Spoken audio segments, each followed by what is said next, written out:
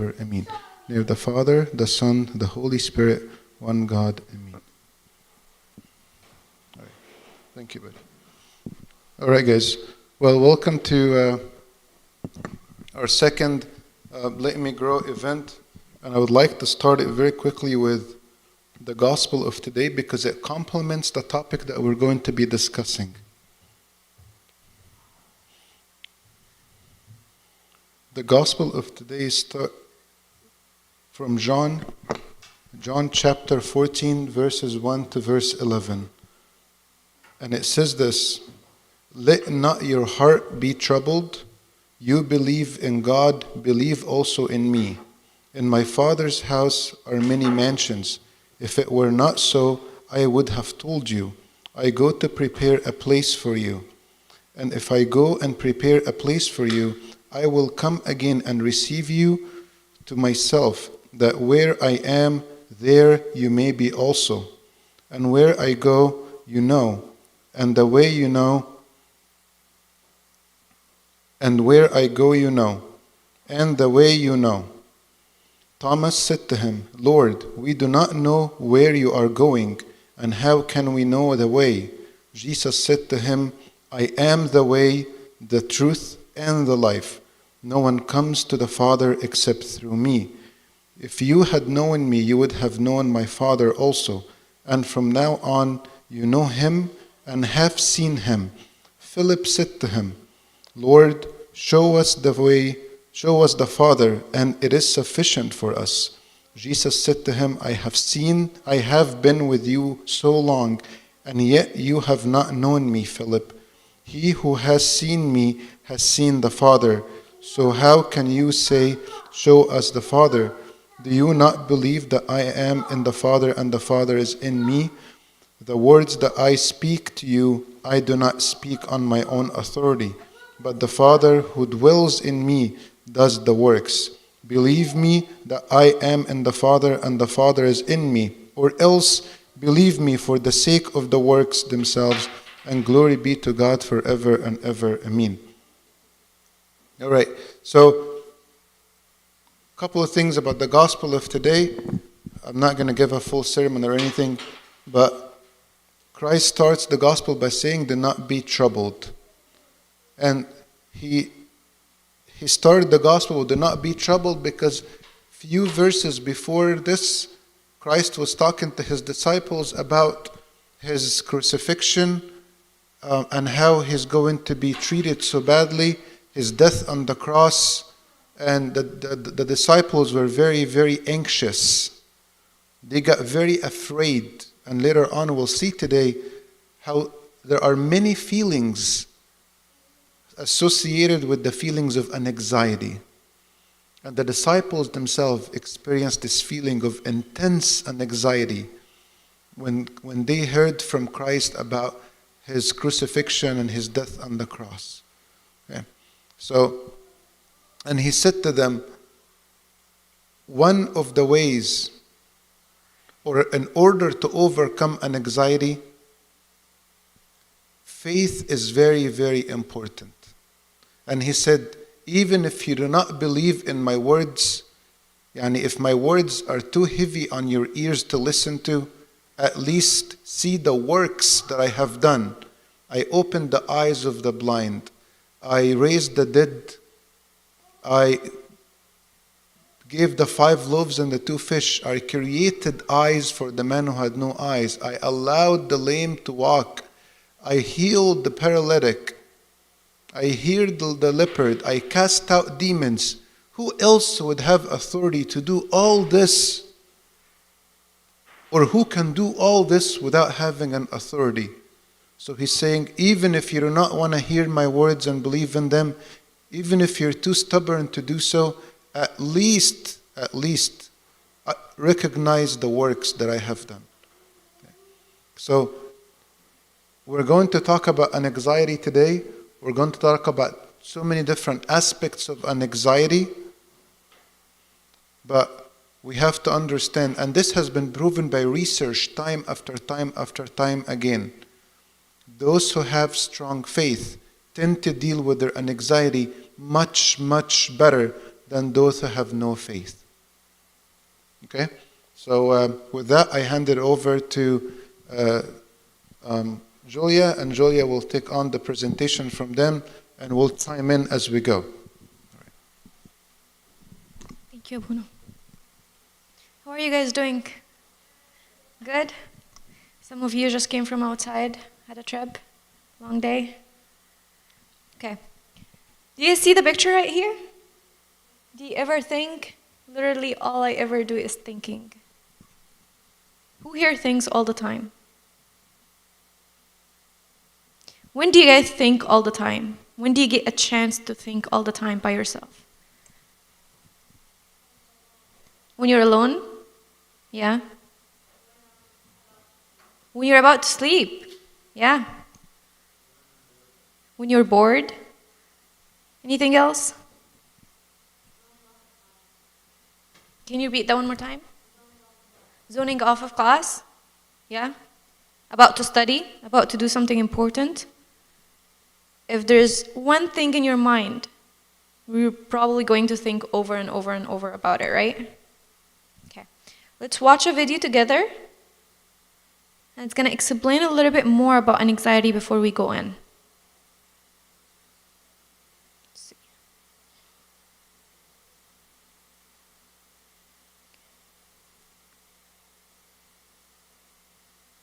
You guys can't hear anything? Let me see.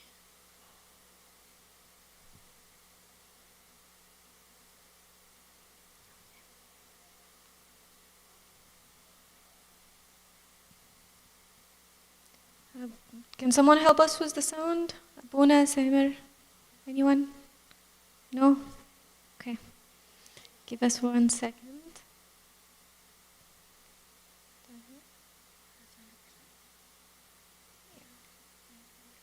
Okay. Abuna, we need the sound. Yes, please.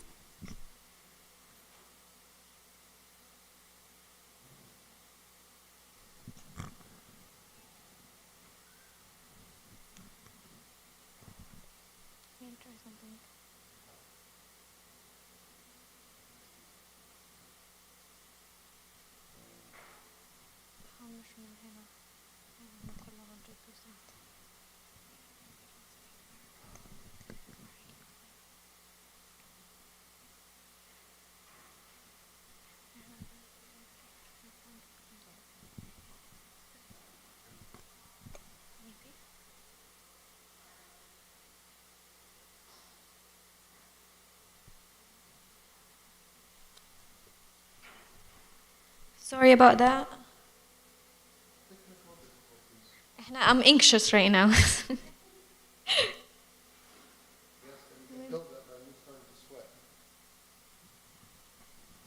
Yeah, but do you know why I sweat when I'm anxious? Anyone here knows why they sweat when they're anxious? Anyone here sweats when they're anxious? Or is it just me? Yeah. What, do you claim you never sweat?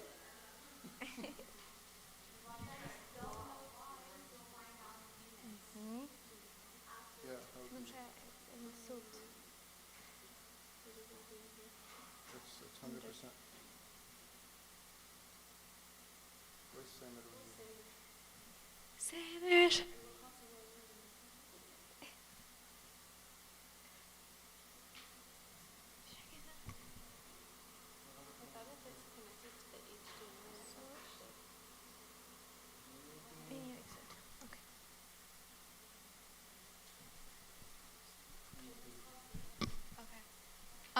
Okay. Well,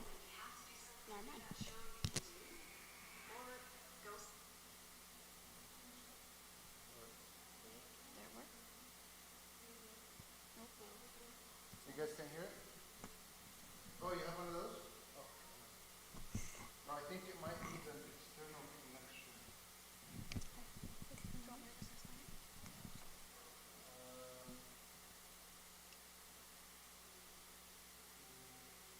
Give me a second. I got another connection. طب لحد ما أبونا يجي until he comes. Who knows what's an anxiety? Does anyone know that term? Have you guys heard about that term before? What's anxiety?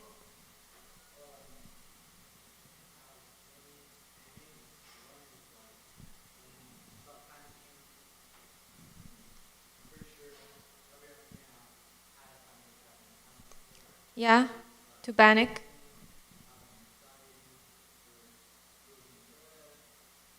Yeah, right. When you stress a lot over something, you have like a panic attack. Yes.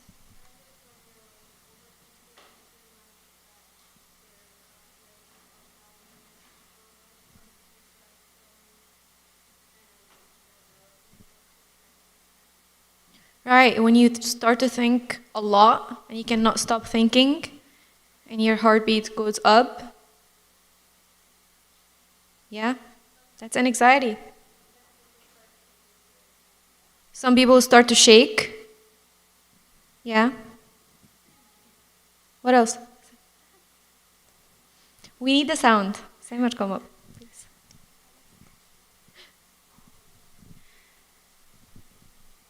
So what do you guys do when you have anxiety? What have you guys done? Has anyone tried anything? Yes, be honest. Breathe. Okay. What else? Cry. Yeah. That's probably something everyone's done. What else? Eat. So like stress eat. Anything else? Procrastinate. So when you're studying or when you have an assignment. Okay. So we're going to learn about all the better ways to deal with anxiety when we have it. Okay? So instead of crying, we're going to learn about something else. Okay? We're going to learn about a form of breathing we can do. We can learn what to do when we don't want to procrastinate. Yes. I have no idea. Lucky, I guess. Just kidding. Lucky, I guess. Oh, that's good. Who said crying? I heard crying. Someone said like crying. That's actually a normal response to an anxiety. Yeah, you cry because you don't understand what's going on. Tears, yes. But it's a healthy reaction. You gotta let it out.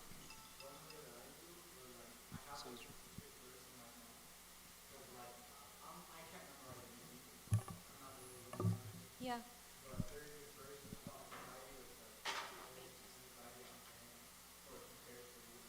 Right.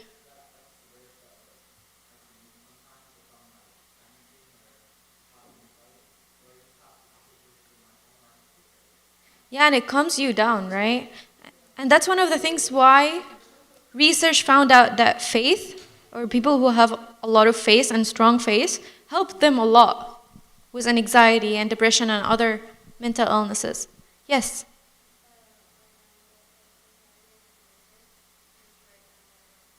Writing down, yeah. Writing down your emotions, what you think, does help you a lot too.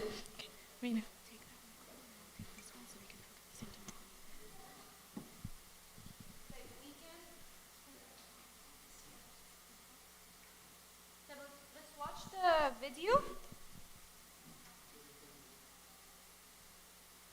Okay. Let's just watch the video and then we'll move on from there, okay? Hopefully the sound works. You know that scared or nervous feeling you get when you have to do something you're not sure you can do? Or go somewhere you've never been before? That feeling is called anxiety. And it can feel a bit different for each person, but it usually doesn't feel very nice. Maybe your palms get sweaty, or your body tenses up, or maybe you get a tummy ache. Maybe you've heard of anxiety, or maybe you haven't, but you've definitely felt it before. Because everyone feels it sometimes. It's normal. You want to know something really weird about anxiety? It's actually trying to help you. It's true. All those uncomfortable feelings, those happen because your brain thinks you're in danger, and it wants to protect you. When our muscles tense up and we sweat, it gets us ready to do a lot of exercise, which is helpful if you need to jump out of the way of a runaway train or wrestle a wolverine. Sometimes our minds go blank and we feel like we can't move or talk. That would be great if we needed to hide. Instead, we just feel stuck. When your brain does this, it's called fight, flight, or freeze. The problem is, sometimes your brain gets confused and it can't tell the difference between a charging moose and, say, going to a new school. Both things can be scary and cause anxiety. But there aren't any dangerous wild animals at a new school. Hopefully. Understanding where anxiety comes from is the first step in learning to deal with it. So the next time you're in one of those tough situations and you start to feel those feelings, like butterflies in your stomach or sweaty palms, or it gets hard to talk or move, remember, there's nothing wrong with your body. You're just having normal feelings of anxiety, and they're actually trying to help, even if they're not very good at it sometimes.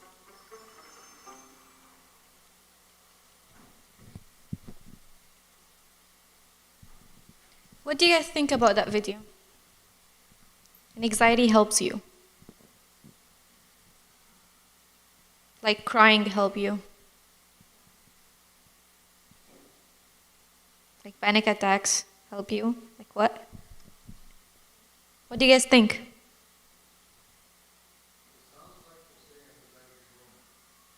It is normal. It is very normal. You know how normal it is? It's normal to a point where Jesus Christ even felt anxious. Yeah, what? When did that happen? Does anyone know when did that happen? Yes. Yes, when he was praying and he started to sweat blood. Do you know that this is actually a condition? To sweat blood? And that happens when you are so stressed. But that's the extreme.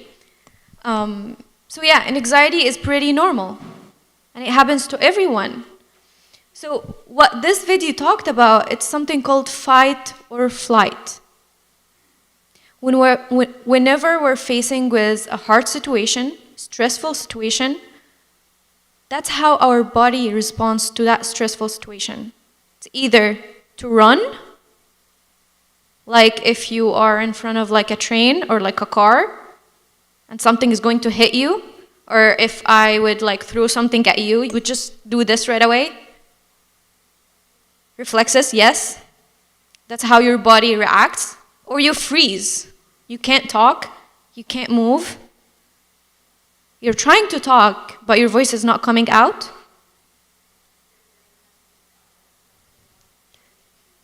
Right. So that's the way your body responds to anxiety, to protect you. Okay? Does anyone have any questions about that? Is it confusing? No?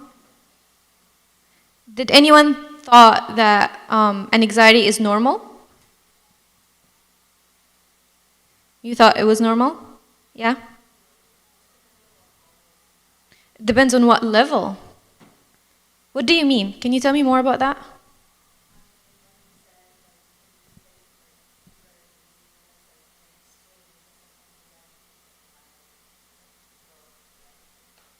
Right, okay.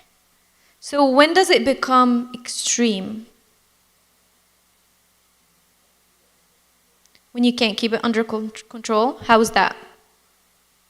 For the people that was here last month, we talked about a very important key to recognize when it's too much. Does anyone remember? Yes.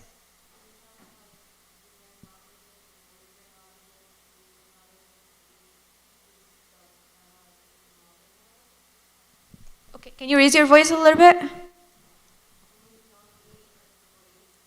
When you don't eat and sleep and want to ignore it. Okay, so let me give you guys an example. If I have an exam tomorrow, it's a very big exam, my license exam, okay? And yes, and I just can't eat right now. and I don't want to sleep because I'm so worried. Should I go to the doctor? I'll let him know that's extreme, I can't eat or sleep. What's too long? 2 weeks. Good job. So 2 weeks. 2 weeks. I can't eat. I can't sleep or eat, or I'm gonna go through what I'm gonna explain in a minute. Then yes, I need to talk to someone. Okay?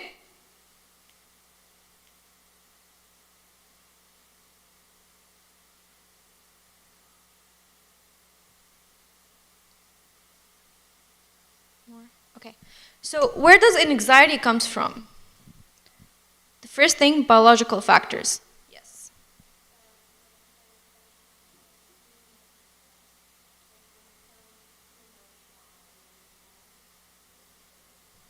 Yes, that could be one of them. But what's biological factors? You're born with it. That could be one of the reasons. You're born with it. Okay? What's another one? Psychological factors. Big term. Does anyone know what is that?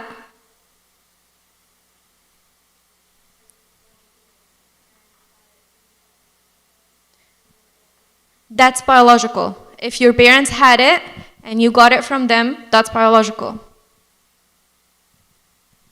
What's psychological? Why is this going? Psychological factors. That's basically you. You talk to yourself.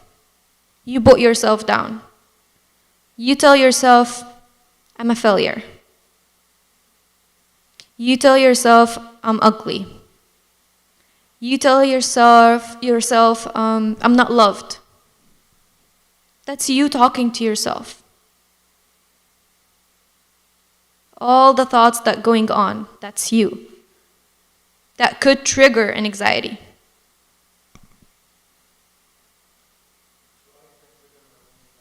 Yes. You can even make it worse or make it better.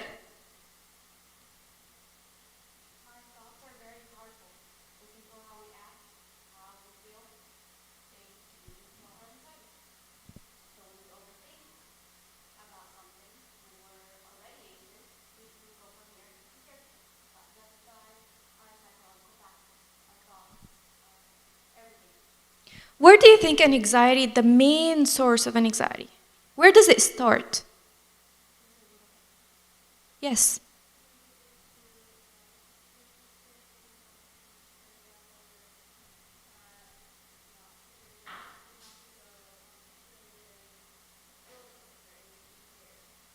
Too scared?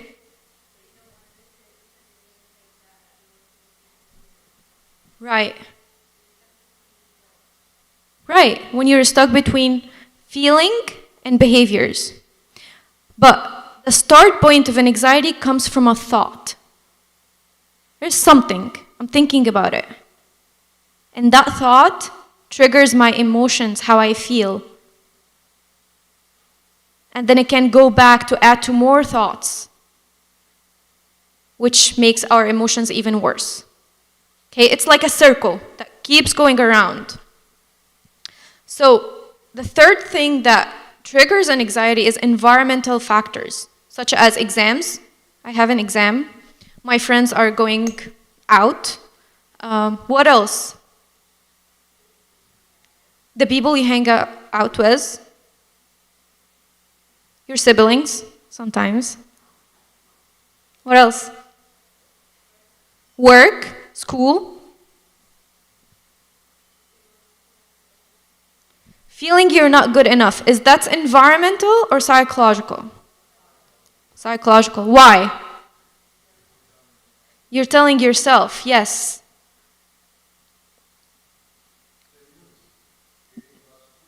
Then use, yes. That's environmental. Anything that happens outside, that's environmental. That's out of your control. Yes.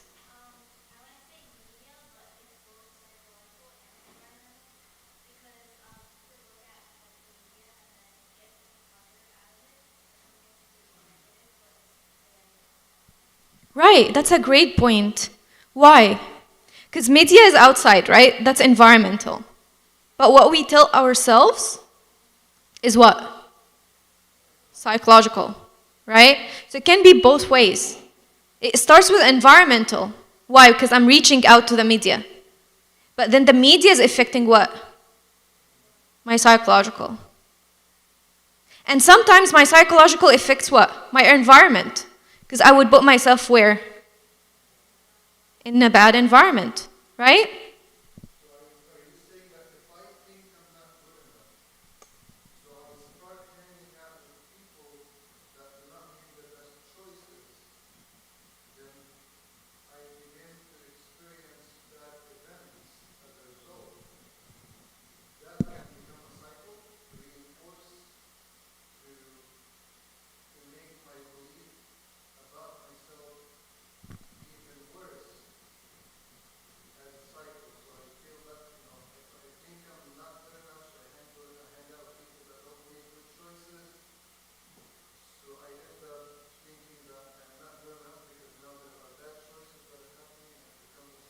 Definitely, yes. I think I'm not a good girl. So I would go ahead and hang with bad people. We do bad choices. That proves to myself that what? I'm a bad girl. People would see me as a bad girl because I do bad choices, because I'm with a bad people. So it feeds my thought. And it's a cycle. My thought feeds my emotions, feeds my behaviors, feed back my thought, and it keeps going. Any questions?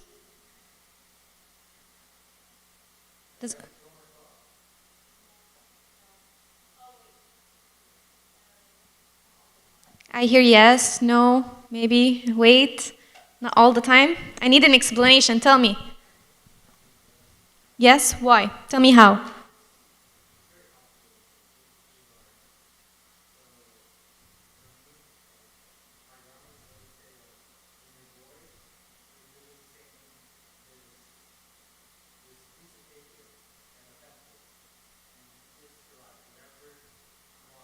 Yeah. Yeah.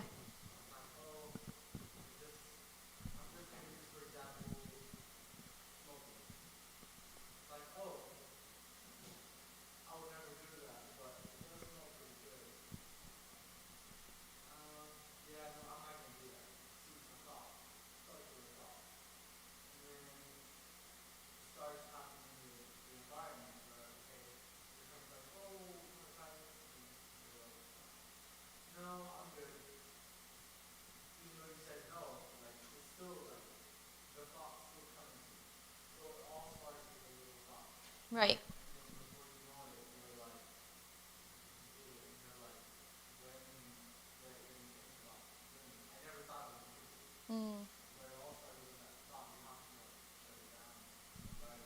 You have to shut it down right away. Right. Yes.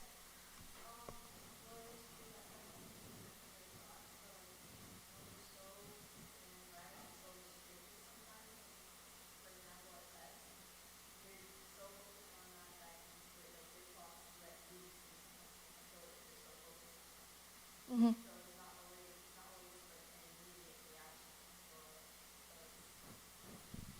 Yeah, makes sense.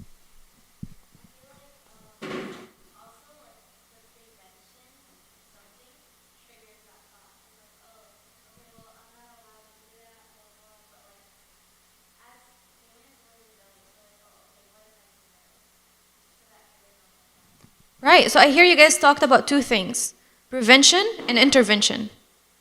Right?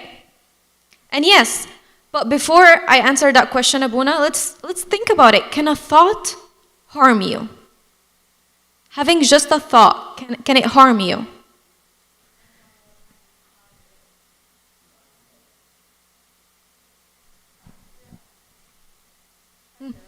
Kinda. Tell me why.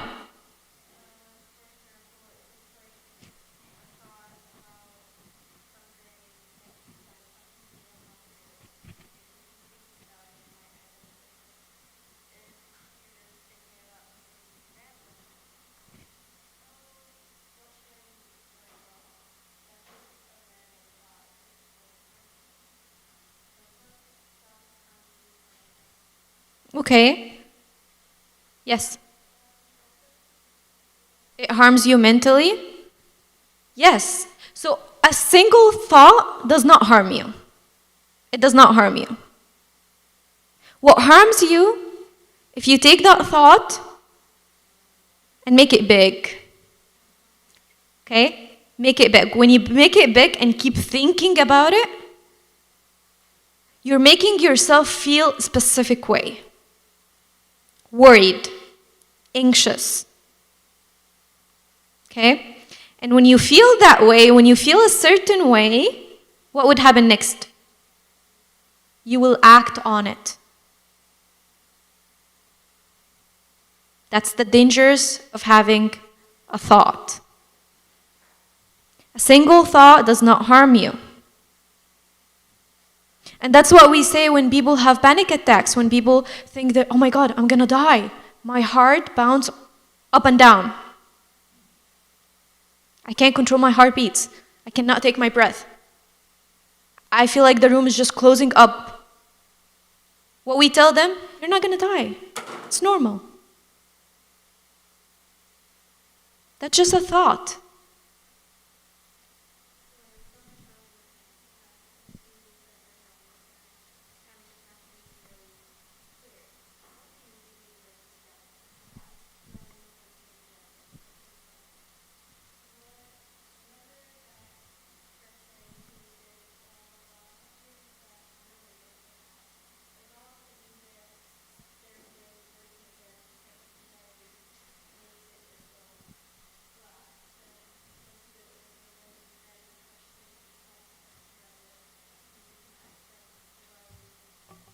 Right, so distraction.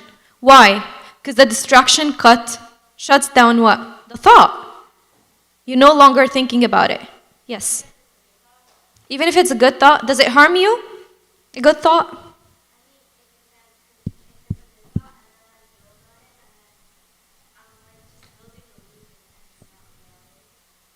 Mm-hmm.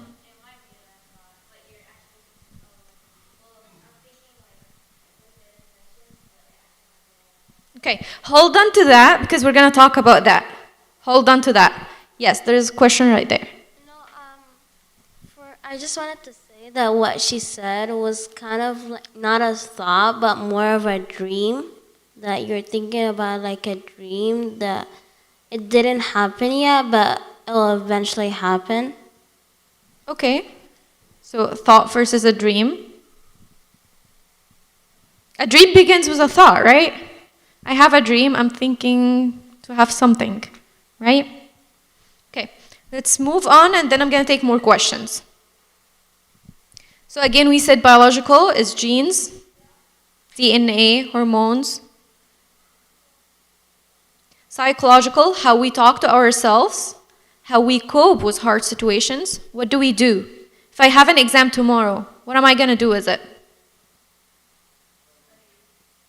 Mm-hmm.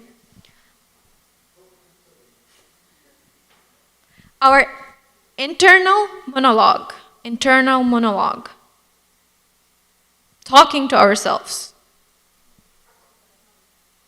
Actually, you're talking to yourselves all the time. Do you know that? You have a conversation going on in the back of your head all the time, whether you're aware of it or not. But that's what impacts how you act based on how you feel as a result of this conversation. That's why if you're talking all the time, you're not hearing, you're not paying attention to those conversations happening in the back of your head. And that's why we're going to see here that one of the ways to manage your anxiety is to pause and pay attention to what's happening in your head. What are you telling yourself? So that's what a monologue is. The stories that we come up with. How many stories do we come up with our friends?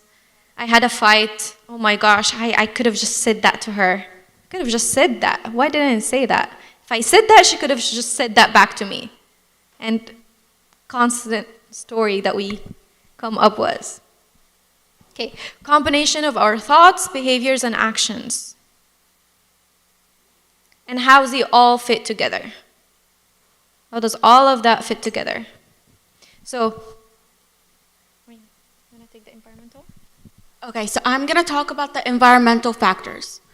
So we said mix of history and current environment. So we said the environment is the people around us, the maybe where we live, the how all the things that are out of control, art, test taking, sports, all of that. But I wanted to touch on past trauma. So does anyone know what trauma is? Okay, a traumatic experience. Such as what?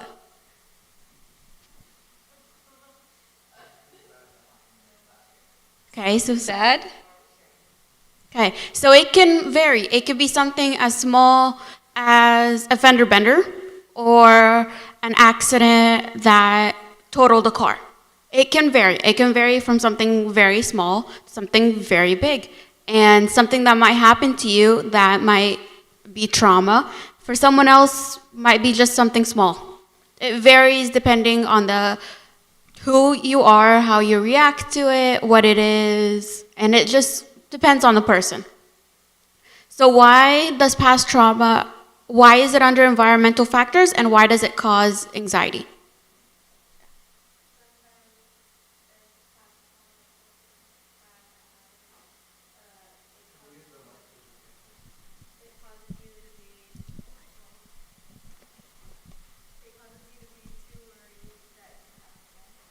Too worried that it might happen again? Past trauma might mean that you're too worried for something bad that already happened to happen again in any other day. What else?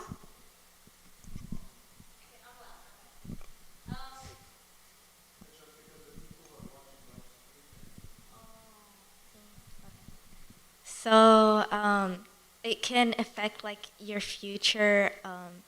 Like basically, you could like trigger yourself from past trauma because you're always thinking about, oh, that one time I did this and this and that, or that happened because of these actions. So you try to you try to avoid what happened in the past to not affect the future. So something that happened in the past triggers you, and now you avoid it. Anything else? Okay. Going once, going twice.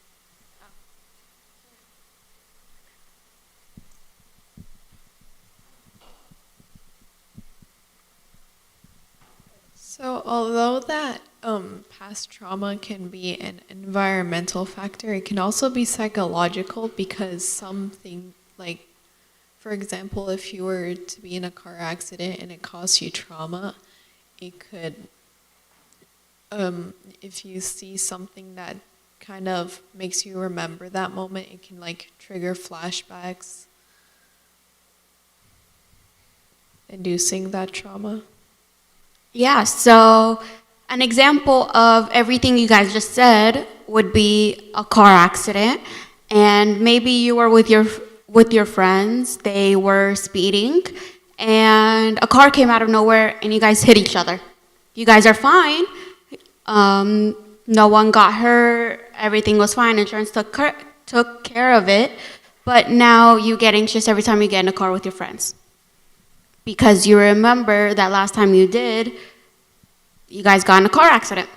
Or when you're in a car with someone and they're speeding. That might trigger a memory or the same feeling you had right before the car accident. It'll cause fear, anxiety, and it might stress you out. Does that make sense? Okay. And then last, unstable environment. So what's unstable environment?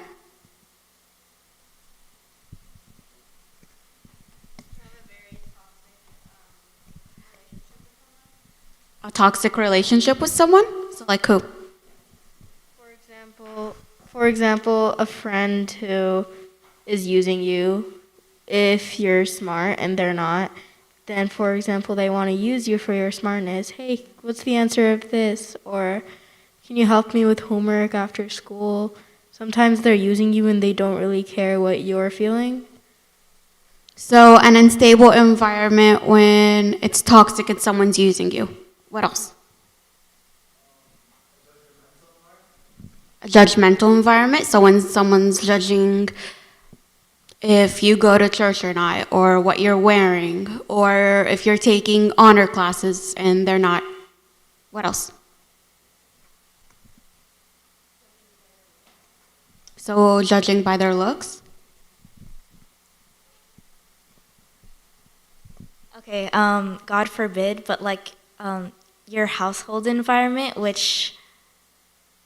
your household environment, if you're like in and out of like a foster care system, or your parents aren't present, or you just don't have a good place to focus at home, like to study or do any of that. So why would all of that cause anxiety?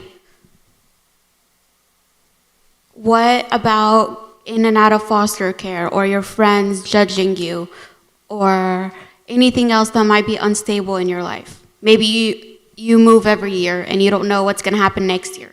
That's unstable. You don't have a set home or a set place to call your home. So what about all of that can cause anxiety?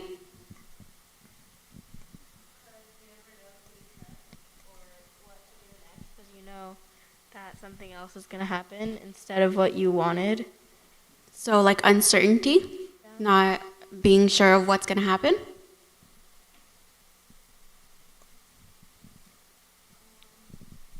The fear of the future. So if, like you said, if you have you don't know what home, you don't have a stable home, you don't know where you're moving next, it shows the fear of the future because you don't know what's going to happen next, and it triggers the anxiety. So fear of the future, triggering your anxiety.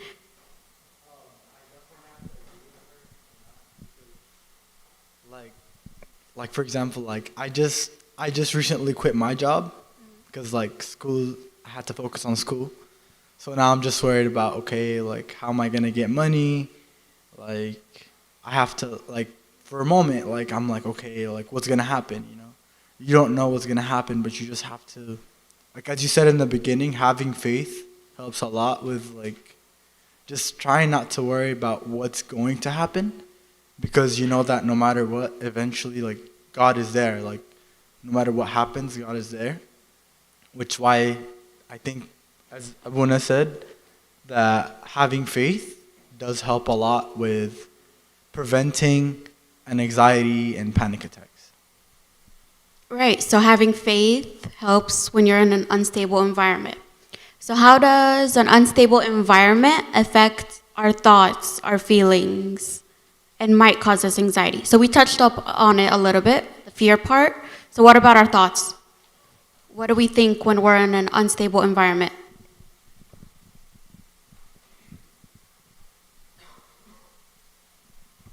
You kind of like, you kind of, I don't know how to explain it, but you keep thinking bad thoughts about yourself.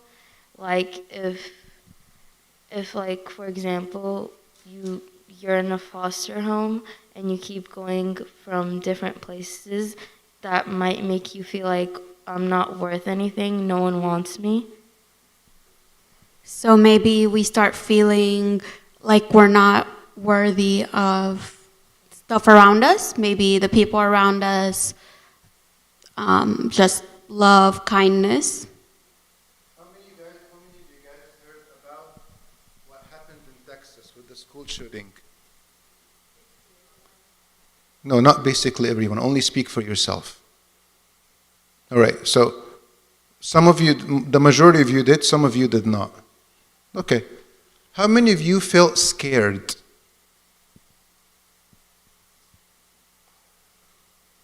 I did. I have kids that go to school. I felt scared. I felt worried. Why? Because that's an external environment that we have no control over. Who predicted that this will happen? No one. Which one of these kids, when their parents were dropping them off at school that morning, said, "Dad, Mom, it was nice living with you, and goodbye"? No one. No one. That's an external environment that caused a big trauma for a lot of people. Why? Because we all thought, what if this happens to me? What if this happens to my school?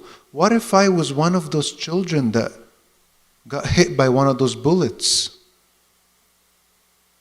Some of you came from the experience today from the cemetery, doing the Scouts project this morning, which is amazing. I loved it. I loved hearing all your responses and your feedback about it. But some of you got very emotional, and some of you never thought of death. Some of you thought that death was so far away from me. But I realized today that that was not the case. Some of you never been to a cemetery, and today was the first time. I heard from so many of you today that it was just such an emotional experience. Why? Because it triggered so much an anxiety in you. There are thoughts that happening in the back of your head that triggered these emotions, these feelings. Some of these thoughts you're maybe aware of, some of it you may not be. But that's what we're talking about here. Move on to the next slide. Please. So, do you mean that an anxiety happens, I think about tomorrow because something happened to me in the past? That's the constant monologue that you were talking about. Things happens in our past impact how I think about the future, how I act in the present, and how I think about the future. And it's all an anxiety. So if you think you never had an anxiety, or an anxiety does not impact you, you're wrong. You just didn't know about it. You didn't know that everything that you're experiencing is actually an anxiety. What controls your thoughts and your actions is an anxiety. That's why this is extremely important to think about. Okay? So now we know the factors that go into anxiety. We're going to talk a little bit about what it looks like. So how do we know you're anxious? That's what we're talking about. I don't know when you're anxious, what is the alarm system that the body gives you? What are the signs your body's telling you? Be careful, you're being anxious. So that's what we're going to be talking about here. Okay, so 4 things we're going to be talking about. 1, how we think. Okay? When you're anxious, you worry all the time. All the time you're worrying. Second thing, you can't focus. You can't focus on anything. You can't get anything done. Because you think a lot and you worry a lot, you can't get anything done. Third, racing thoughts. Racing thoughts, I'm thinking all the time about what makes me worry. There is that single thought that I keep thinking about, especially before I sleep. Okay? Mind jumping from one thing to another. So I have so many projects, so many assignments, I'm just going to go from one to one to one without even finishing any. Because I can't focus. Because I keep worrying. Okay? Imagining the worst outcome and dwelling on it. I'm just going to fail. Tomorrow's exam, I'm just going to fail. I'm going to get an F.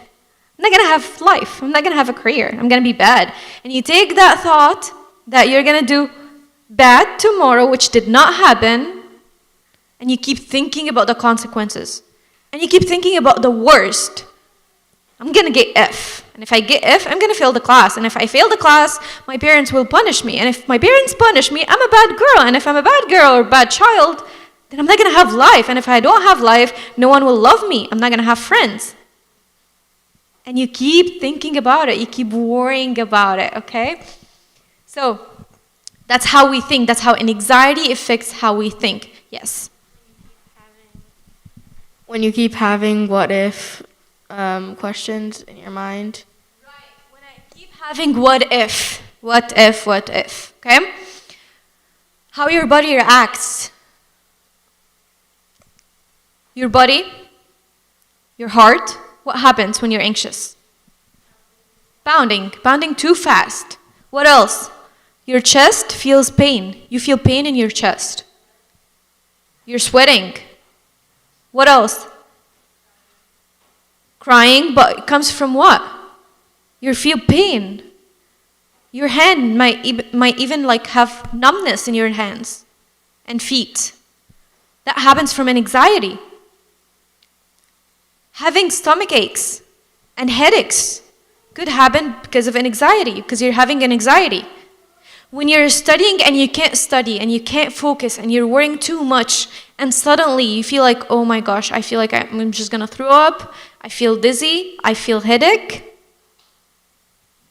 That happens because you're anxious. You know, sometimes when we hold the phone for so long and we get like headaches and stomach aches and like go to your mom or like parents and be like, oh, I feel like I'm dizzy or like I have a headache, and they say, oh, because you're holding the phone for too much. Yes, it happens all the time, right? Constantly. Did you guys think about why they're telling you that? Let's think about it. You're holding the phone for too long, right? What are you looking at? Screen, okay. What in the screen? Social media. Why are you on your phone? What are you using? Playing games? Games, social media, what else? Besides escaping from your reality, what are you using the phones for? Okay, but what are you using it for? Okay, what are you doing on your phone, guys? Social media, what else? What besides social media? Netflix. Yeah, I use Netflix on my phone. Okay, Netflix, movies, videos, social media, games, what else? For me, Talking to your friends. I make my own videos. You make your own videos, okay. Let's think about all of that. Social media, we identified social media as one of the environmental factors that causes anxiety, correct? Okay, so now you're anxious because you're using social media all the time. And without you guys knowing, social media uses specific colors and specific language that causes an anxiety and depression. Not just that, Disney movies use colors, images, and language that causes an anxiety and depression. Yes. Oh, sorry. Go ahead. Oh, have you heard about like the Cocomelon show where they like do like where they cut the scenes in different parts and it like supposedly like has an effect on your child? What does that do for you? How do you feel when that happens, if you're watching that and that happens to you? Frustrated? What happens if you're watching something and you're so like attained to it and then suddenly an advertisement comes up? How do you feel? Like, not now, right? Abuna, you wanted to say something?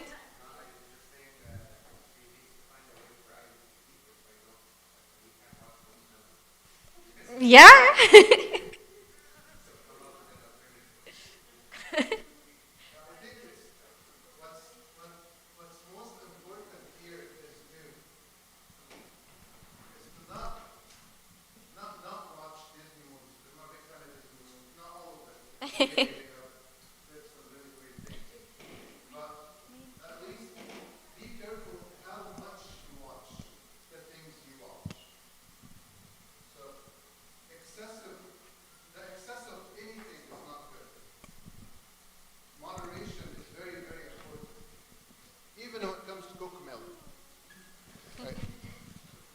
So it's something that we just have to be mindful of, because there's always a message in whatever it is that you're watching. There's always an agenda. Especially lately with all the Disney movies and things. But Right. I'm not going to go to, this is not the topic we're going to be talking about, but yes. What else? How do our body feels? We talked about headaches and stomach aches, feeling dizzy. Yeah. No motivation, it's not what your body feels. I want reactions from your body. Shaking, yes. Sweatings. Tense muscles. When you feel like there is pain in your muscles. Similar, yes. Okay? Those are all things that happen to you because of an anxiety. That's how your body feels. Okay? How do you feel? Worried? Yes. Nervous? Overwhelmed? Tired? Feeling like something awful might happen? Tense? You feel stressed? Unmotivated, yes.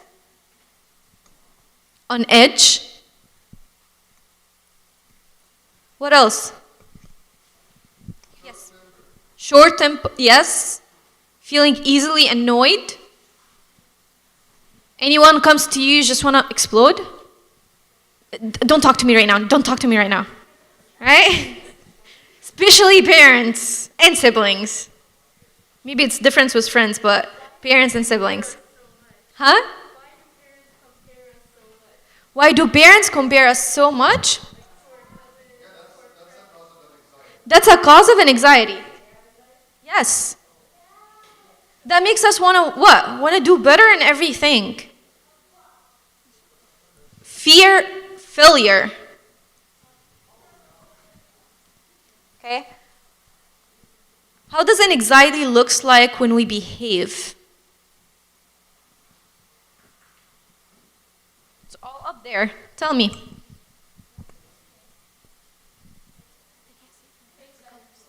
Pace back and forth, yes. What else? You're basically like exploding all the time or just like not doing anything. Not doing anything, yes. Not talking, not going out, maybe. You eat a lot or you eat less. You don't want to get out of bed. You can't sleep because you're thinking a lot. Or you wake up in the middle of the night and cannot go back to sleep because of your thoughts. Or you're sleeping so you don't think. Or sleeping too much, yes. Or having nightmares. Waking up sweating, yes. All those are behaviors. So I want you guys to just take a minute. Can you guys see the screen? I want you guys to take a minute and really familiarize yourself with those symptoms. So you know whenever you're having an anxiety, what you call it. How you feel, how you act, how your body feels, and how you think. This is very important because if you cannot recognize your own emotions and your own behaviors, you won't be able to move forward. So I really want you guys to take a minute or so and familiarize yourself with those symptoms.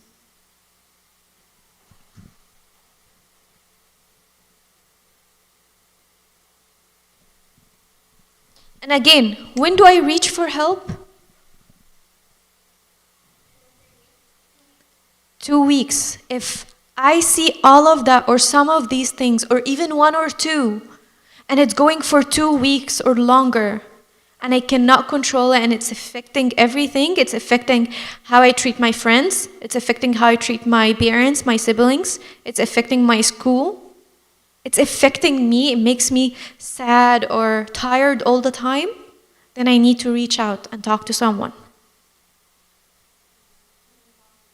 I'll let you guys know at the end. We'll talk about that later. I'll let you guys know. Okay, so are you guys ready to move on? Do you guys have any questions? I'm gonna test you guys.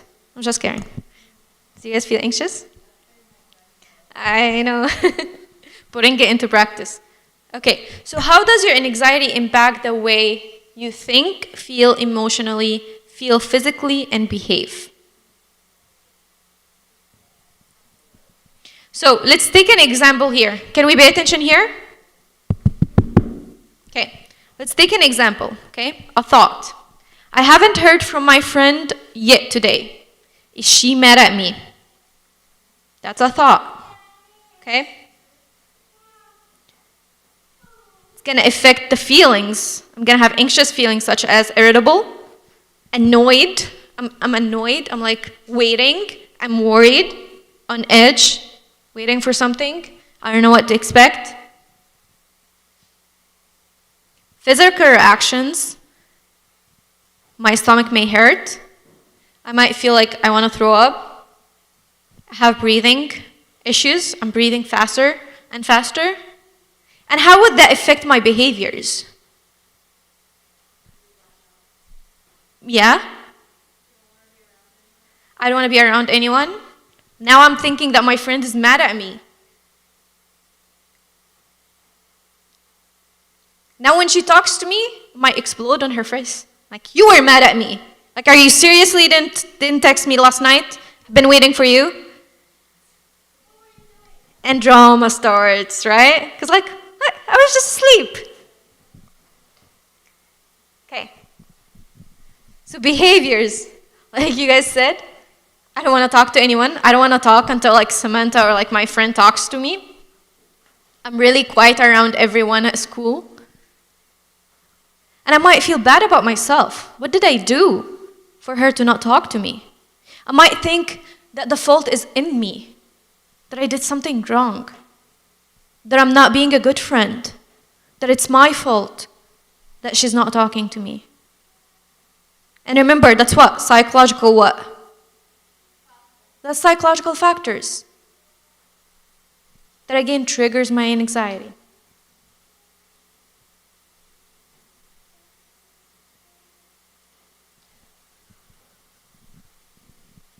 So what do I do now? Whenever I have that anxious thought, that my friend, I did not hear from my friend today. She's mad at me. What do I do? She's probably busy. Yes. What else? Think of what she might be doing. Someone said something came up, she couldn't respond back. She might be asleep. She might be with her family. Okay, so there's two things that I want you guys to remember. The first one is prevention, okay? And that's what we talked about last time, if you guys remember. Self-care. How do we take care of ourselves to prevent being so anxious?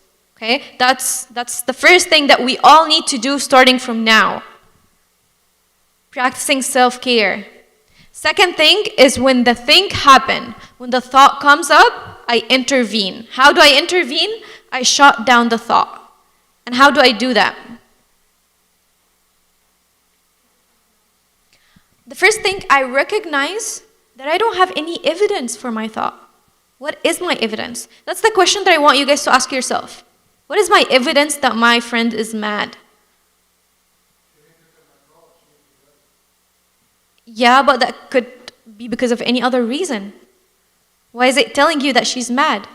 She might be busy or her phone is broken. Because when we spoke yesterday, he told me that he was upset. Upset of you? What's your evidence that he's upset of you?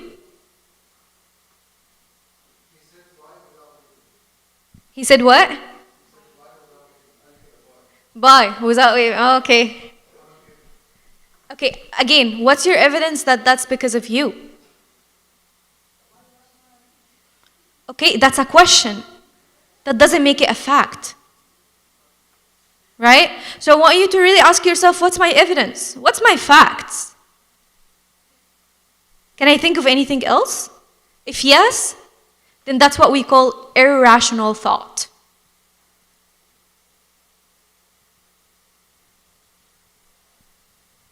I see a lot of question marks. So what's another example of an irrational thought?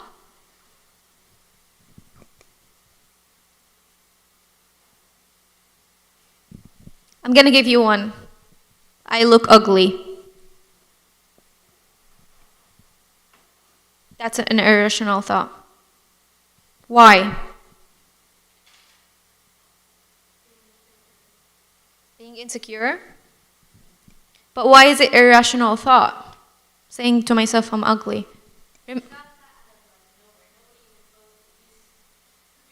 I thought of it. No, someone told me you look ugly.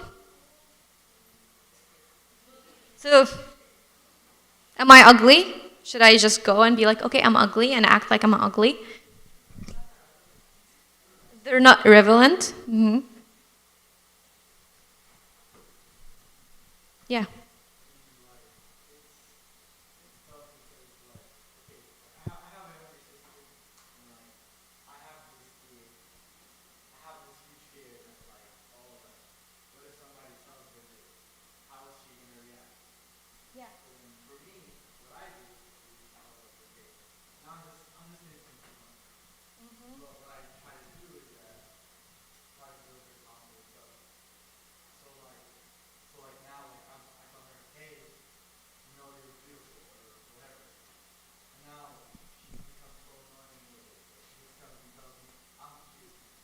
Yeah.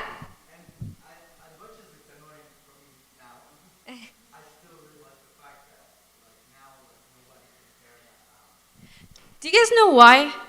Because we really do believe ourselves. If you take that thought and just think about it a lot, you believe it. It becomes your whole life. So you're going to act on it. If you change that thought, go ahead, Abu. I was just going to say really quick, if you change that thought and think that you're cute or you look pretty, that's going to change because you're really going to believe it. And not just that. Let me tell you guys the trick with that specific thing. When you think that you're cute, everyone else will think that you're cute.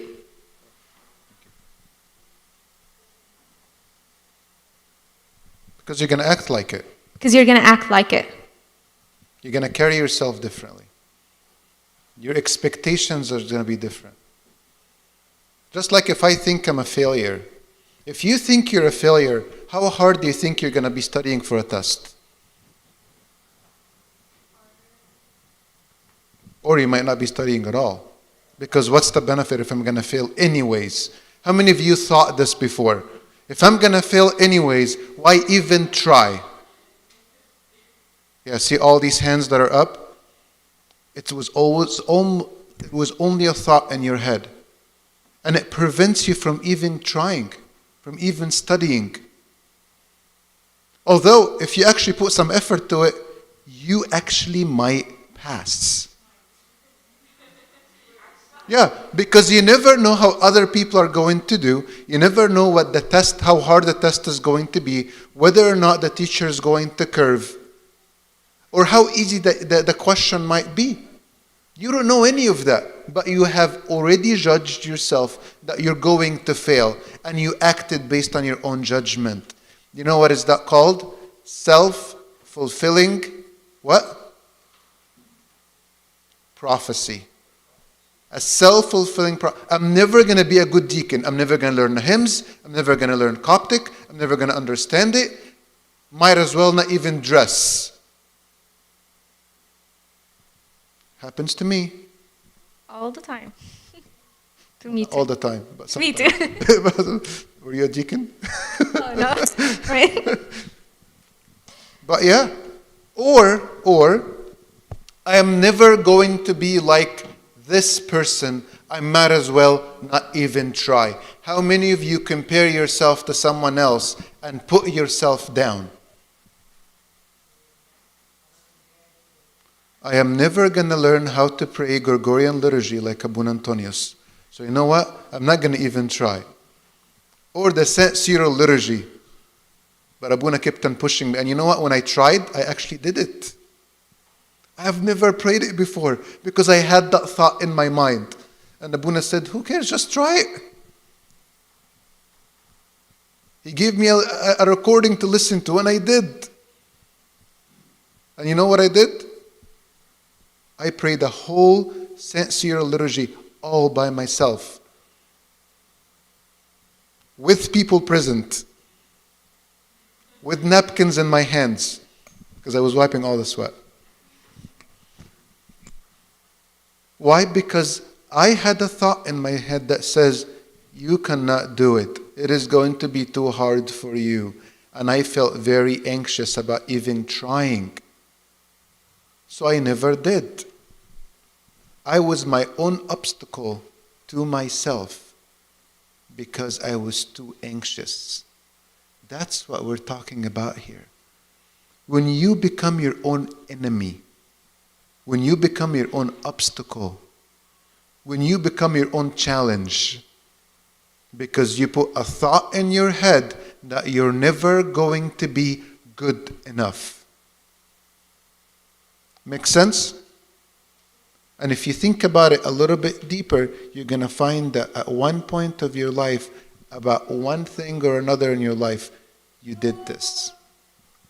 All right. We don't want to take too much of your time because I know the presentation is taking longer and I want to bore you guys. Yeah. So we're going to carry more of this conversation into our groups. So. Okay, so again, when we caught this thought, when we shut it down, what would happen? Our feelings will become calm. We're not going to have those anxious, nervous, irritable feelings. We won't have any physical reactions. It would be normal. Oops, sorry. And then we're not going to act out of the ordinary. If we just shut it off. Questions? Yes.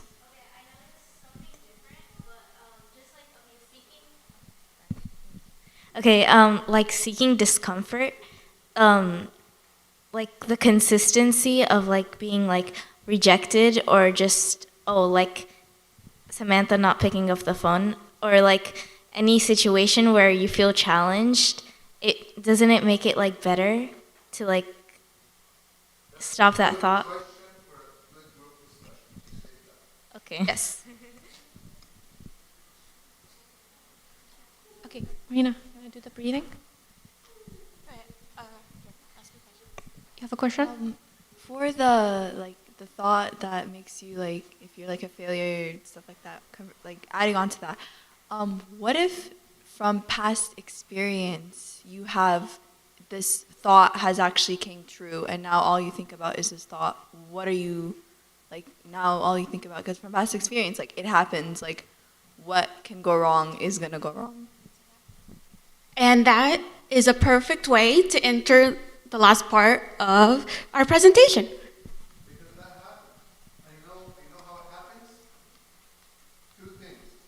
Number one, self-fulfilling prophecy. Number two, it's called accidental. So basically, I'm going to eventually get a ticket. And you end up getting a ticket. Because you drive recklessly. Because you think of yourself, I'm not a good driver. So guess what? You're going to get a ticket. And so when you get a ticket, you tell yourself, see, I knew it. I'm a horrible driver. I cannot do anything right for the life of me. Because I knew I was going to get a ticket. And you know what? I got a ticket. Not because you're a horrible driver. It's because you broke the law, so you end up getting a ticket.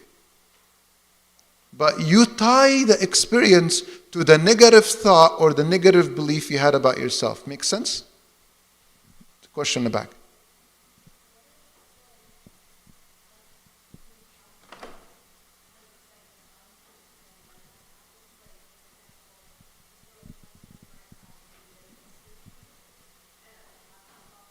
Wait, just a second, because I cannot hear you. What if you have a thought and it's like an unforeseen accident that not even your head can control, like from environmental reasons? Like there's this one time where I thought like, oh, what if I got in a school shooting? And there has been a time where it had happened, and you start having bad thoughts about like, oh, maybe it happens again. What do you do then?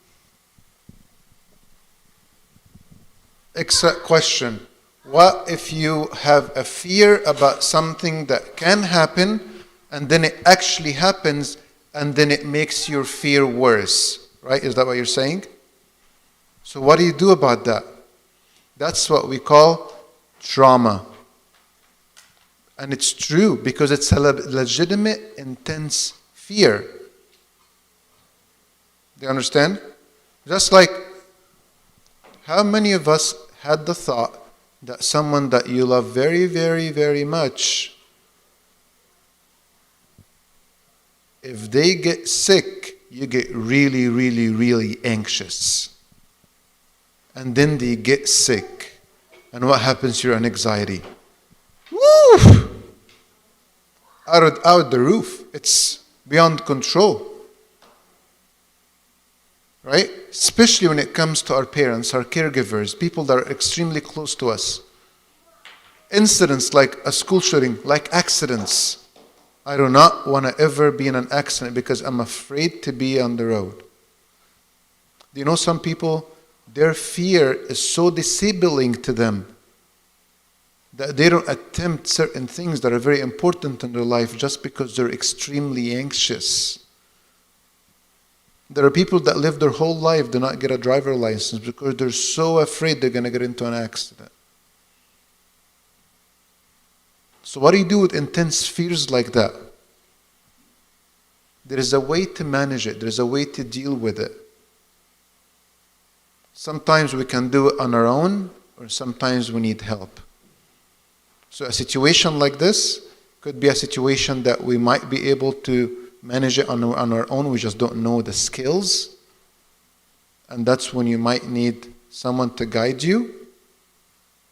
Or, like the skills we're going to be talking about here, or talking to someone professionally about how to manage that better. Because it's a legitimate experience. Make sense? Yes.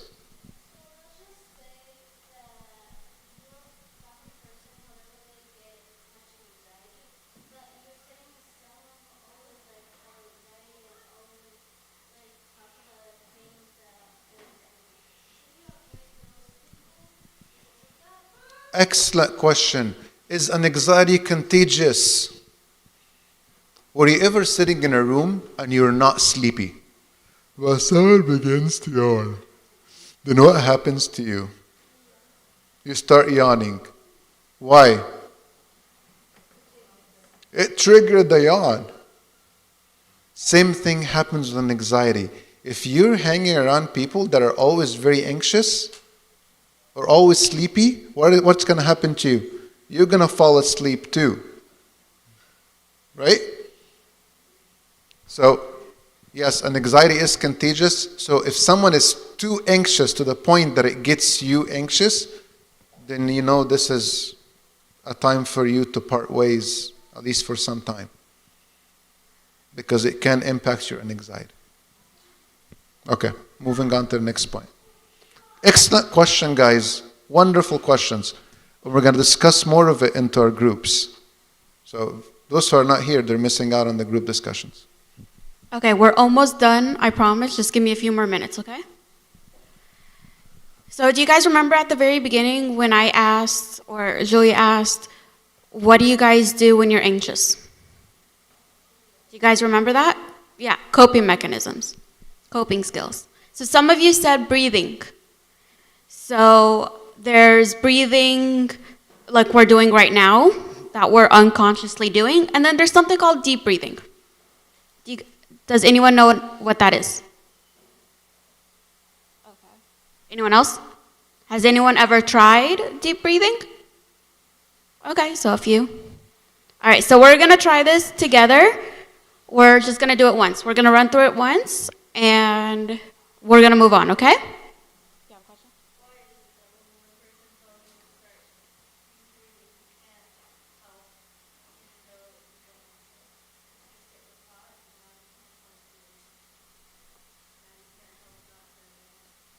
Not help deep breathing? Because it works. Deep breathing, and we're going to explain why it works. Remember when we said about the physiological symptoms of an anxiety when your heart rate increases so much, and then it's almost like someone pulling the alarm system, and you hear the loud noises of the alarm, and you need to leave the room before the sprinklers begin to go off. So the sprinklers is your sweat, your body temperature going up. The loud sound is your heart rate increasing. It's almost like your heart is about to jump out of your chest. We call it palpitations. Okay? You can actually control your heart rate. Did you know that? Did you know how you control your heart rate? Through your breathing. So if the alarm goes to go off and it's a false alarm, you just go with the key and you turn off the alarm, right? That's what you do with deep breathing. That's why this is a very effective tool. When your heart rate begins to be out of control, you're basically telling your heart, it's okay, calm down, there is no bears in the church, there is no lions that are going to attack me, it's all in my head. Okay? So you're sending messages to your alarm system saying, there's nothing to be worried about here. Everything's okay. There is no fight. There is no need to flee. I'm okay. It's a false alarm. And that's how you do it. Okay? All right. Put your heads up, please. Put your heads up. Come on. Okay, so breathing, like Abuna said, is effective. You can do it when you're taking a test, if there's an essay question that you didn't know about, or if you're about to play a sport and there's a million people watching you. Or like in the example with Samantha, breathing can be done anywhere at any point, and 99% of the time it will relax you, distract you. It will help, okay? That's why it's effective, and that's why research suggests it. So we're gonna try it. We're gonna try it once, okay? Just so you guys get the hang of it, and then we're gonna move on. So, like you're sitting right now, just sit up straight. Come on. Thank you. Close your eyes if you want. Okay. And then take a deep breath, okay? But not like a regular breath that you're unconsciously doing, but from your stomach. Put your hands on your belly and make sure your hands are going up and down as you breathe. We call it diaphragmatic breathing. So you're filling your stomach with air. It works. It works. Okay? So, as you breathe in, count to 4, okay? So keep breathing in until you get to 4. Hold it in for 7 seconds. So count to 7. And then slowly let it out in 8 seconds. 1, 2, 3, 4, 5, 6, 7, 8. Okay, but not like Abuna did, but like 1 millisecond. 2 millisecond. So at first, you're not going to get the hang of it, but that's what practice is for. Those 8 seconds are going to go by really quick. Did anyone feel relaxed? And by the way, that helps really, really good before you sleep. So for those who can't sleep because they're thinking a lot and worrying a lot, if you do that practice every day before you sleep, it's going to help you sleep. It relaxes you. So in the middle of a test, this is something you can do really quick to relax you, get your mind clear to do that essay question or do that hard calculus or algebra question or geometry or whatever you guys are taking. Even chemistry and physics. I had trouble in those and breathing helped.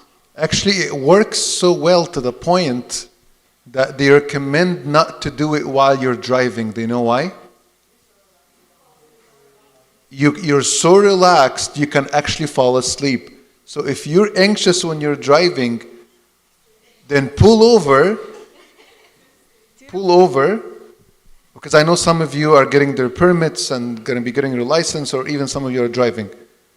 Pull over and do this exercise. Make sure you're awake before you do it. Because if you're doing while you're in the middle of the road or you're sitting in traffic, you might actually fall asleep doing it. That's how relaxing it is.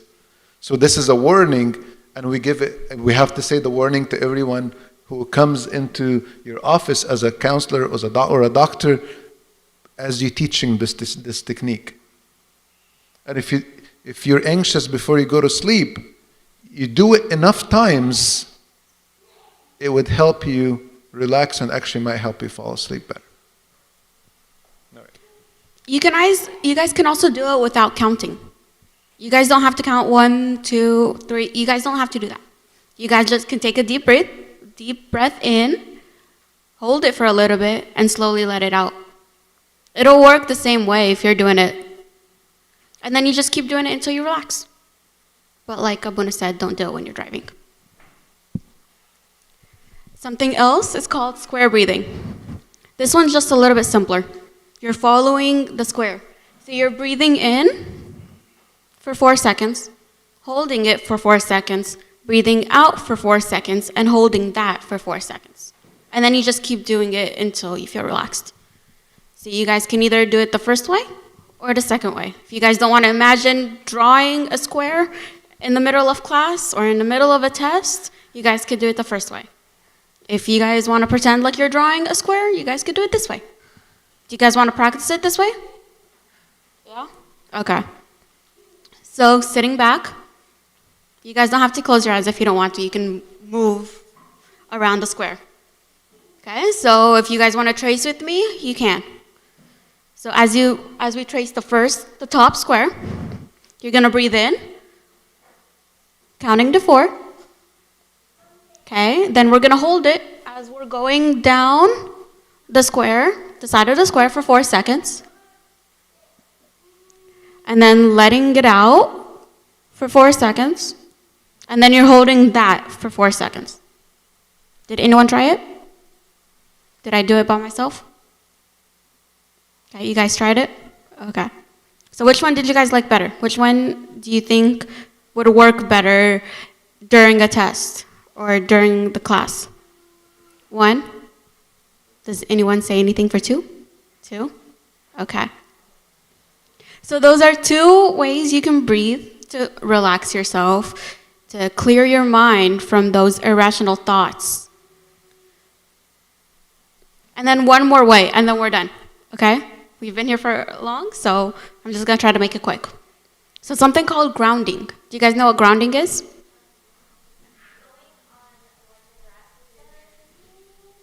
Okay. What does everyone else think? Laying on the cold? Okay.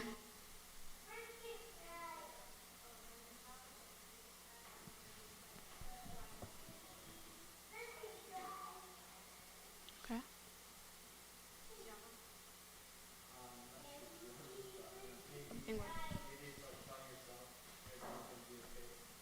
So telling yourself everything's going to be okay, relaxing yourself by touching the grass or walking on barefoot, I think. Okay, so grounding. So grounding can be something you hold in your hand or a memory that you have or a place that you go to that gets you out of those irrational thoughts and brings you basically back to reality. So some people, or in class I learned that some people will have like a stone in their pocket. Why? Like a gemstone or a stone from the beach or whatever. Or it's simply the cross you're wearing, if you're wearing a cross. Holds memories.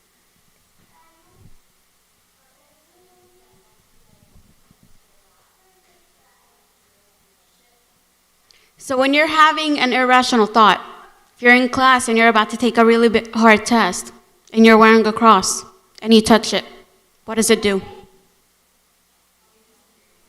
Comforts you, right?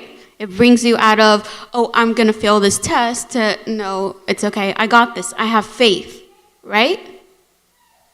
How many of you, Mama told you to put a sign of the cross on the paper before you take the test? I did it all the time. What does that do?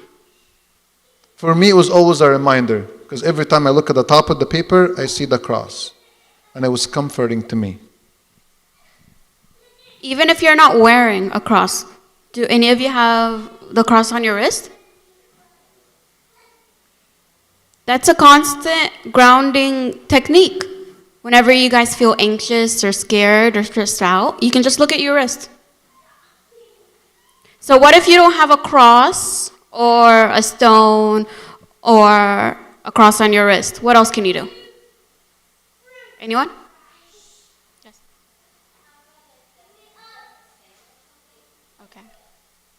What else? What if you don't have anything?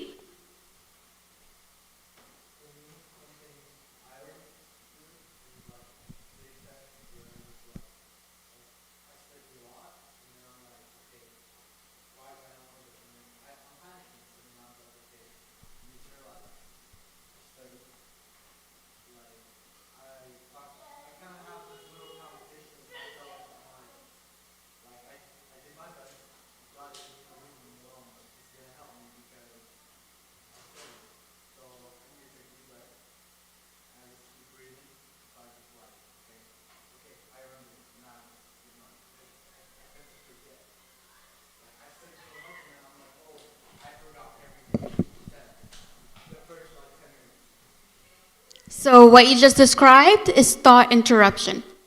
You're interrupting that irrational thought, looking for the evidence that it's not true, and then you're doing breathing techniques to calm yourself down. So you just summarized our example into the techniques. Okay. So something else that we can do when we don't have that stone or or a cross or anything like that is something called a grounding technique, 5, 4, 3, 2, 1.